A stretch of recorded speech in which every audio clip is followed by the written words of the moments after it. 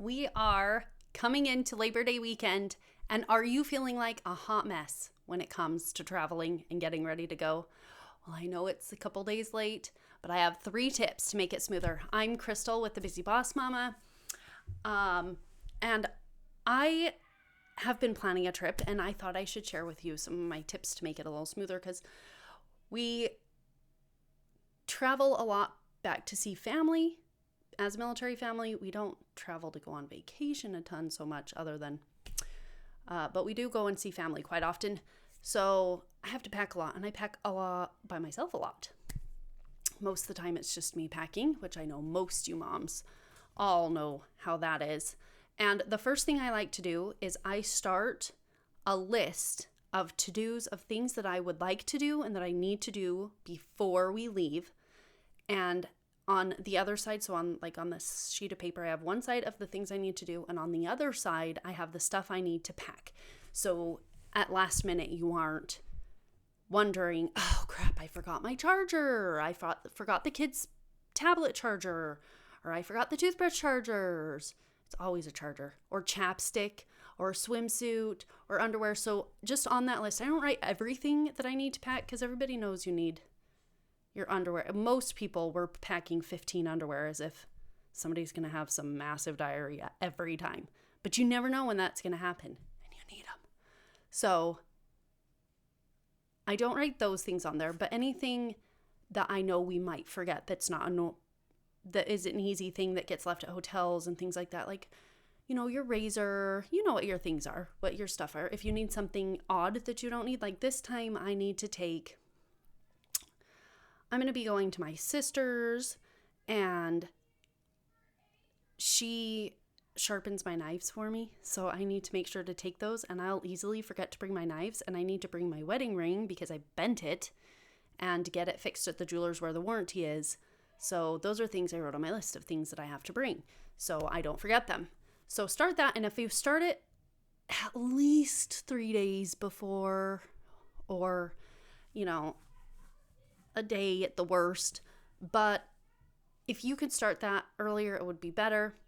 The second tip is to know, I know we all want the house to be perfect because when we come home, we want it to smell, at home, and we want it to look wonderful. And as you're pulling all your stuff out and you're getting packed, the house is getting a mess, and you're not able to keep up on the kitchen and the dishes quite as well because you're packing and trying to clean and do all the laundry last minute. Well, my second tip, sorry about that, is to know absolutely what chores need to be done so that when it comes down to it, if it's last minute and you have a time frame you need to get out of the house or you would really like to get out of the house, you aren't frittering away the time that you would have to do chores, not focusing on the absolute must get done. The garbages have to go out. The sink has to be cleaned. All the dishes have to be all the way cleaned. You have to have, the garbage has to be done. The sink cleaned.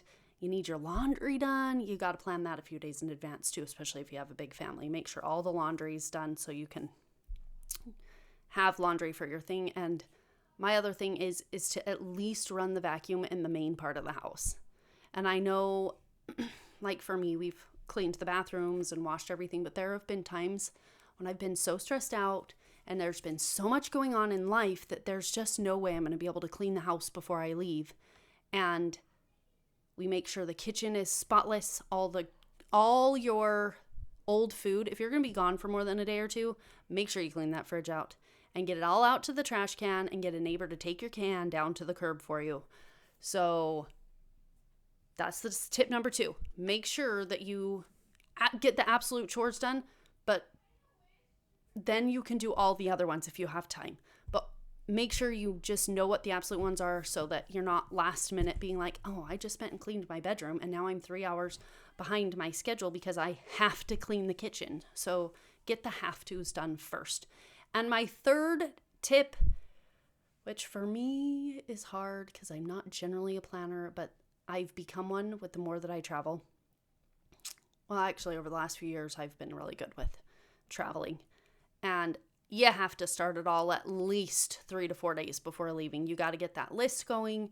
You got to start doing the stuff. We're all thinking about the trip at least a week before as it's getting closer, and we're like, whoa, it's going to be a week before I'm leaving. That's when you start that list, is when you go, oh yeah, I remember we're going to be leaving. That's when you start that list. If it's 2 weeks in advance, you can do it because you can start packing. Everybody's got extra underwear. Throw some of them into the bag.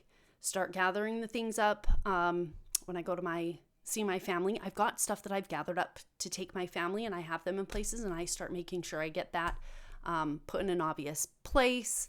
I start cleaning out the car and doing the things that I know I'm going to need to do before, and kind of gathering a little bit of those things. If my toothbrush is charged, I wrap up my toothbrush charger and put it into the pile of packed things. So just those kinds of things that you would want to start doing to really make the packing experience and the getting ready experience not be like a crazy person party.